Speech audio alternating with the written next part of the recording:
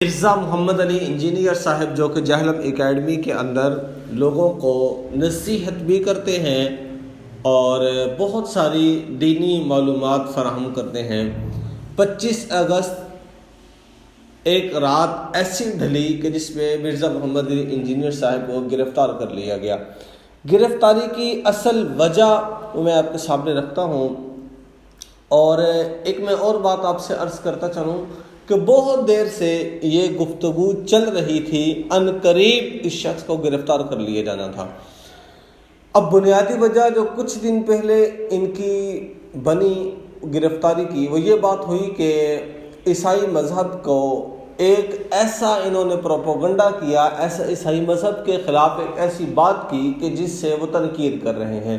یعنی کہ مرزا محمد علی انجینئر صاحب نے عیسائیت کے اوپر یہ بات کہی کہ انہوں نے ہمارے حضرت محمد صلی اللہ علیہ وسلم کو نعوذ باللہ ان الفاظ سے مرقوم کیا ہے، جبکہ عیسائی لوگ اس بات سے مکمل طور پر عاری ہیں۔ وہ اس بات میں کسی بھی طرح سے حوالہ دینے کے لیے تیار نہیں ہے، وہ اس بات کو ماننے کے لیے تیار نہیں ہے کہ بھائی ہم نے حضرت صلی اللہ علیہ وسلم کی خدمت میں ایسی کوئی عبارت پیش کی ہو۔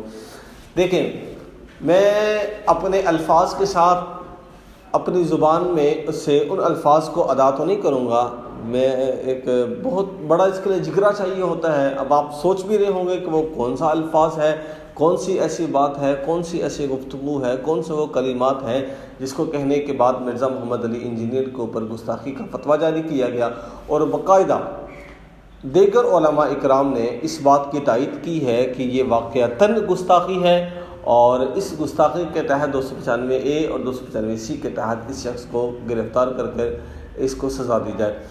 اب دیکھیں گستاخی کیا ہے۔ گستاخی یہ ہے کہ اس نے حضور صلی اللہ علیہ وسلم کو نعوذ باللہ العیاذ باللہ کفر ناباشد، اس نے نبی کریم صلی اللہ علیہ وسلم کو دجال کہا، نعوذ باللہ من ذالک۔ اللہ تعالیٰ ہماری زبانوں کی حفاظت فرمائے، اللہ ہمارے ایمان کی حفاظت فرمائے۔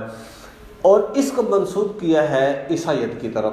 دیکھیں یہ اتنا بڑا ایک لفظ ہے، اتنا بڑا ایک جگرا ہے لفظ بولنے کے لیے کہ عام ایک مومن، عام انسان کی زبان اس بات کو ادا کرنے سے قاصر ہے۔ میں اور آپ ایک عام انسان، ایک عام مسلمان بھی ان الفاظ کو ادا کرنے سے پہلے 100 مرتبہ نہیں 1000 دفعہ سوچے گا کہ بھائی میں اتنا بڑا قدم اٹھا رہا ہوں، میری اوقات کیا ہے، میری حیثیت کیا ہے۔ کائنات حضور کے لیے بنی، کائنات کے اندر کا وجود حضور کے لیے ہوا، انبیاء سے افضل الانبیاء، افضل البشر، افضل الصحابہ، پوری کائنات میں سب سے افضل ترین جو شخص ہے، میں اس کے بارے میں ایسی زبان اختیار کروں، میرے بس کی یہ بات نہیں ہے۔ جہلم کے ڈپٹی کمشنر نے ان کو بریٹ کی اور ان کو گرفتار کر لیا۔ اب گرفتاری کی اصل جو حقیقت ہے وہ گستاخی ہے، لیکن اب اشرف جلالی صاحب جو تحریک لبیک اور صراط مستقیم کے بڑے ہیں، انہوں نے یہ کہا کہ بھائی میرے پاس ایک شخص ایک ویڈیو لے کر آیا، مرزا محمد علی انجینئر نامی شخص کی۔ اس نے مجھے ویڈیو دکھائی، اور ویڈیو کلپ کے اندر جو میں نے الفاظ سنے، ہو بہو ان الفاظ کو اگر سامنے رکھ کے فتوے کی روح سے کوئی حکم جاری کیا جائے، کوئی فتویٰ جاری کیا جائے، تو میں نے یہ فتویٰ جاری کر دیا کہ بھائی اس شخص کے اوپر 295A کی قید لگتی ہے اور اس سزا کا مستحق ہے۔ دیکھیں اشرف جلالی صاحب اگرچہ اور باقی دیگر علماء کے ان کے ساتھ اختلافات ہوں گے، لیکن یہ ایک مسئلہ ایسا مسئلہ ہے کہ کوئی بھی عالم دین اس میں عاری نہیں ہے، کوئی بھی عالم دین ان سے اختلاف کرنے کے لیے تیار نہیں ہے۔ ہاں، تائید کرنے کے لیے بہت سارے لوگ تیار ہوں گے، تائید کرنے کے لیے بہت سارے علماء، بہت سارے عوام، بہت سارے لوگ تیار ہوں گے، لیکن ابھی بھی ایسے کم بخت لوگ بھی موجود ہیں جو ابھی بھی مرزا محمد علی انجینئر کی سپورٹ کر رہے ہیں، ابھی بھی یہ بات کہہ رہے ہیں کہ نہیں ان سے ایسی کوئی بات نہیں ہوئی۔ اور بھائی ویڈیو تمہارے سامنے موجود ہے، الفاظ تمہارے سامنے موجود ہے، ویڈیو اس بات کی نشاندہی کرتی ہے کہ یہ ویڈیو AI سے نہیں بنائی گئی، یہ ویڈیو AI سے نہیں بنائی گئی۔ دوسرا، اس بات کی نشاندہی کرتی ہے کہ اس میں کلپ کاٹ کے نہیں لگایا گیا۔ تیسرا، اس بات کی نشاندہی کرتی ہے کہ اس ویڈیو کو خود سے تیار نہیں کیا گیا۔ واضح جو شخص بول رہا ہے اسی کے الفاظ ہیں، اسی کا انداز ہے، ویڈیو ہو وہی ہے، اس میں کسی قسم کا اضافہ نہیں کیا گیا، کسی قسم کے درمیان سے کاٹ کے کسی اور بات کو اندر داخل نہیں کیا گیا، منوان وہی الفاظ، ہو بہو وہی جملے، سارا کچھ وہی ہے، لیکن اس کے باوجود بھی انہوں نے جو ویڈیو جاری کی ہے اس ویڈیو کے تحت یہ فتویٰ دینا بنتا تھا کہ اس شخص کے اوپر گستاخی کا فتویٰ لگایا جائے اور اس کو گرفتار کر لیا جائے۔ پھر رات گئے میں مرزا انجینئر کو گرفتار کر لیا گیا اور سننے میں یہ بھی آیا ہے کہ ان کی جہنم اکیڈمی کو بھی سیل کر لیا گیا۔ اب سیل کر لیا گیا ہو یا سیل نہ کیا گیا ہو، اس سے ہمیں کنارہ سیل تو نہیں کیا گیا ہوگا، اس کی ایک وجہ یہ بھی ہے کیونکہ اس کی جہنم اکیڈمی جو ہے وہ کھلتی صرف اتوار کے دن ہے، اس سے پہلے وہ کھلتی نہیں ہے۔ اتوار کے دن جب اس نے مطلب کہ ہفتہ وار پروگرام ہوتا ہے، تبار نشست ہوتی ہے، اس سے پہلے وہ نہیں کھلتی۔ ہاں، اگر سیل کا مطلب یہ ہے کہ اللہ کرے اللہ کرے اللہ کرے اللہ کرے اللہ کرے وہ سیل ہو جائے اور مرزا انجینئر بھی سیل ہو جائے، اس کو پھانسی ہو جائے، اس کو عمر قید ہو جائے، اس کو کہیں دوسرے شہر منتقل کر دی جائے، سوشل میڈیا کے اوپر سے اس کا تعلق ختم ہو جائے، اللہ کرے ایسا ہو۔ ہماری دعا ہے کہ ایسا ہو، ہم تو چاہتے ہیں کہ ایسا ہو۔ انجینئر کے ساتھ ایسا ہی ہونا چاہیے، دین کے اوپر گستاخی کرنے والا، صحابہ اکرام کی توہین کرنے والا، حضور صلی اللہ علیہ وسلم کے بارے میں ایسے نازیبا الفاظ استعمال کرنے والا۔